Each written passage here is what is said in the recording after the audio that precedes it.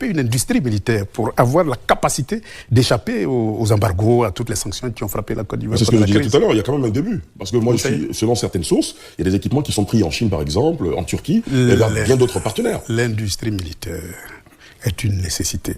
Parce que nous sommes dans un monde où la sanction devient une arme politique. Et donc, lorsque vous développez, je vais dire, une politique sécuritaire qui n'arrange pas l'ancienne puissance coloniale, ben vous êtes frappé d'embargo. Et donc, même les munitions, vous ne pouvez plus les avoir. Est-ce qu'il n'y a pas de contradiction? Parce qu'aujourd'hui, l'ancienne puissance coloniale était le premier partenaire commercial de la Côte d'Ivoire. Aujourd'hui, ça n'est plus. Donc, est-ce qu'entre-temps, beaucoup de choses n'ont pas changé? Est-ce qu'il n'y a pas un début de volonté, justement, de se défaire de cette tutelle historique? Mais c'est ça, moi, je vais accélérer. À quoi servent ces accords? Moi, je vais accélérer le processus pour qu'on soit libéré. Je vais accélérer le processus pour que tous les contrats de concession asymétriques soient tout simplement révisés au profit de l'intérêt de la Côte d'Ivoire. Parce que vous voyez, si on veut industrialiser la Côte d'Ivoire, prenez le secteur de l'électricité. Vous savez combien coûte le kilowattheure d'électricité en Côte d'Ivoire comparé au kilowattheure d'électricité en Chine, qui est notre concurrent immédiat en matière d'industrie. Mais si vous n'êtes pas compétitif en matière d'électricité, vous ne pouvez pas développer l'industrie.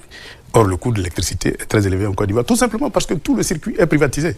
Et donc, ceux qui détiennent ces concessions-là cherchent beaucoup plus de profit qu'un service à l'industrie. C'est comme les télécommunications, c'est comme le carburant. Aujourd'hui, le coût du carburant, regardez un peu. Le litre de super, combien ça fait? Mais allez-y un peu en Chine, en Inde et en Russie, ce n'est rien du tout.